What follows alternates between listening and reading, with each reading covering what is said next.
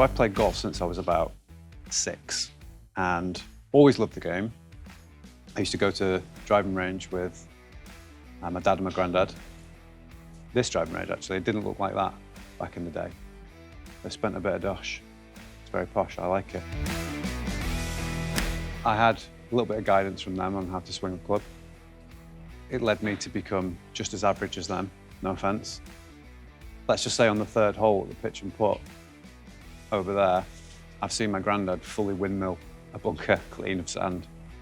So I was actually a member at Marple and Mellor for a couple of years as a junior. And I think at some point, being a musician got in the way and took over, and I didn't have time. It just got put on hold, and I haven't played for years. And I missed it. And I've started following loads of golf content creators on Instagram. It's kind of given me the bug to get back into it again. And being a serial researcher, it's led me to sell just a couple of guitars I didn't need. And this is, well, it's a tailor-made Stealth 2 driver, so obviously I've been researching and spending a bit of money. You don't know how much I've been spending. She's laughing, but it's atrocious.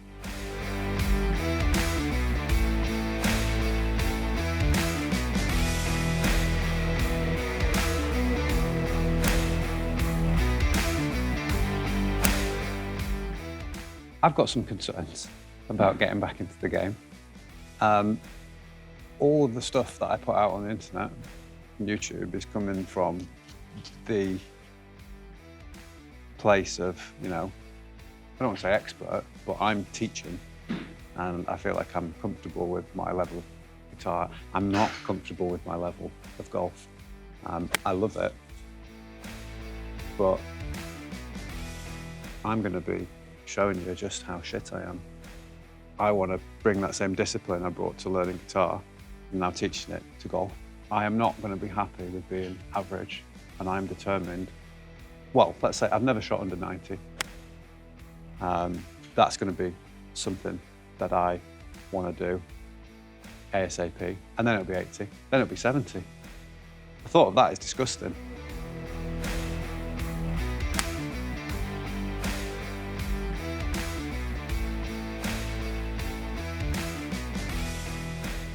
Other concerns, I'm getting on a bit. Okay? This will be the most active I've been in a very long time. And on occasion, I will tweak my back, putting something in the bin. We're talking about swinging drivers and irons a lot more during the week. There's a good chance I'm going to pull something. I'm going to be taking my fitness more seriously. I am a member of a gym. I'm going to be putting in the hours there too, stretching, because I'm no spring chicken. Although, if you'd look at my legs, you'd beg to differ. So 5-iron carry, 174, total 190. That's all right. So my 7-iron's averaging 170, 5-iron 190, driver 250. I think I'm fine with that. I've got no ego, but it's consistency. I want to stop spraying it out to the right, slicing it. I want to be able to control my shots more, and my short game is just non-existent. So, Gab's parents for Christmas bought me Dan Greaves' book. I'm going to be reading that and then implementing that, and we can see if it will.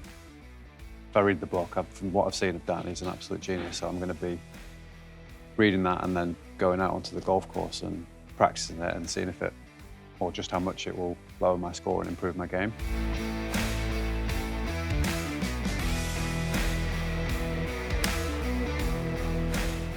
I know for a fact that coming back to golf, when I was looking at my swing, it seemed quite narrow at the top, and I wasn't rotating very much. I would just kind of start backswing and then bring myself back to the same point at the bottom.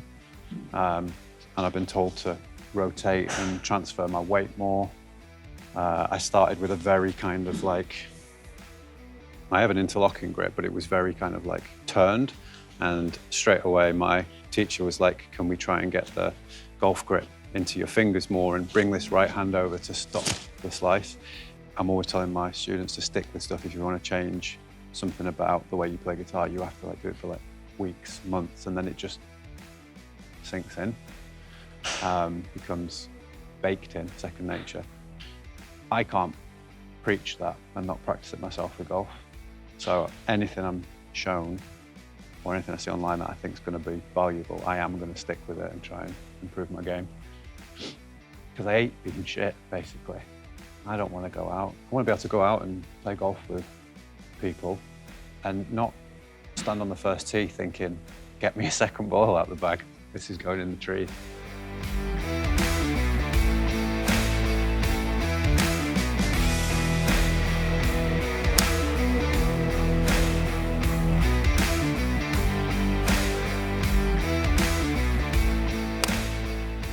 I want to get out and actually practice more on, like, in the bunker, on the greens, just putting, chipping, because I know that my short game lets me down a lot when I'm playing 18 holes.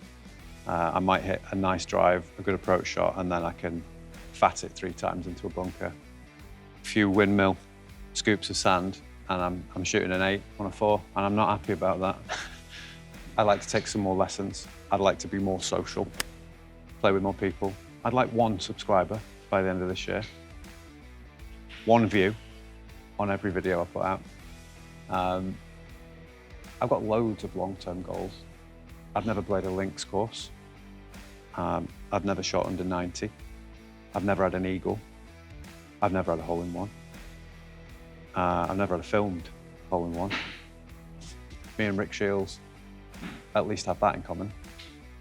Besides that, I don't think we've got much else in common apart from being from the north of England. Hit the ball straight is a long-term goal. Backspin would be a nice long-term goal.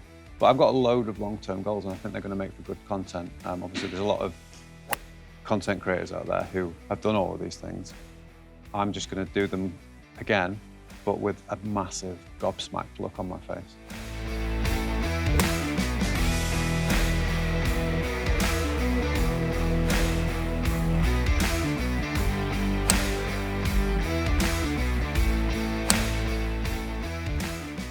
I'm going to be playing a lot of golf this year and hopefully sharing a lot of that with you.